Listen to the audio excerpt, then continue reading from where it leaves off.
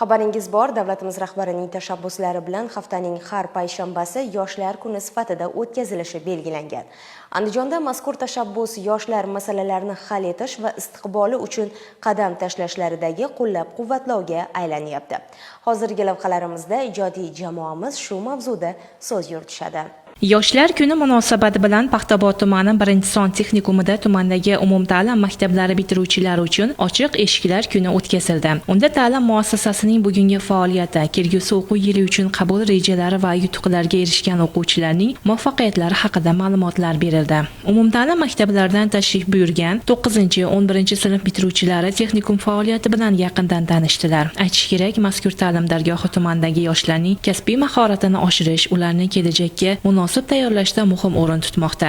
2006-yilda tashkil etilgan ushbu muassasa 540 nafar o'quvchi sig'imiga ega bo'lib, hozirgi kunda bu yerda 657 nafar o'quvchi tahsil olyapti. Tasdiqlangan reja asosida yangi o'quv yilida 9 ta yo'nalish bo'yicha 210 nafar kunduzgi va 240 nafar dual ta'lim shaklida o'quvchilarni qabul qilish belgilangan.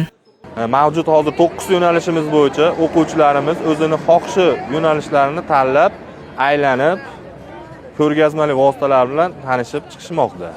Hozirgi kunda 500 dan ortiq o'quvchilar o'qish istagini bildirgan, yana hujjatlarni to'playapmiz. O'quvchilar tomonidan 9-sinf bitiruvchi o'quvchilar tomonidan qiziqqan yo'nalishlar bo'yicha masterlarga savollar beryapti. Nazariy amaliy darslarda ularga tushuntirib, nazariy darsda nima o'rgatilish kerak, amaliy darsda nima o'rgatish kerak ko'rsatilib o'tilyapti. Ustaxonalarimizda mavjud yo'nalishlarimiz kesimida masterlarimiz tomonidan ularga tanishtirib, amaliy qo'lida mashq qilish imkoniyatini ko'rsatib o'tishmoqda. Bu joyda 9 yo'nalish bo'yicha tanishib chiqdik va o'z qiziqishlarimizni bildirdik. O'quvchilar yo'nalishida juda ham ko'p dizaynlar bor.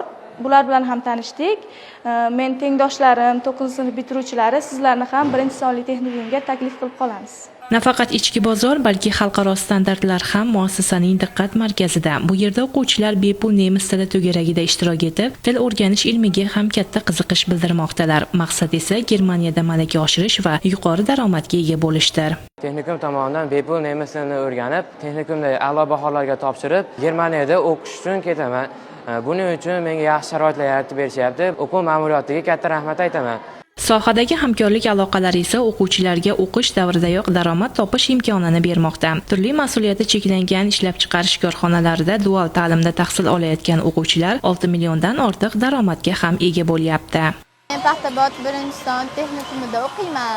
Hozirda izma mashinada o'tiraman, ish qilaman. Oyligim 5 million, bundan o'zim ham xursandman. Uyimdagilarga yordam bo'lyapti. O'qituvchilarimga o'z minnatdorchiligimni bildiraman. Hozirda shu Dinar tekstilining ishchisi bo'lib ishlayman. 2 yil davomida sirlarini o'rganib oldim. Hozirgi kunda oylik maoshim 6 million 800 bo'lyapti.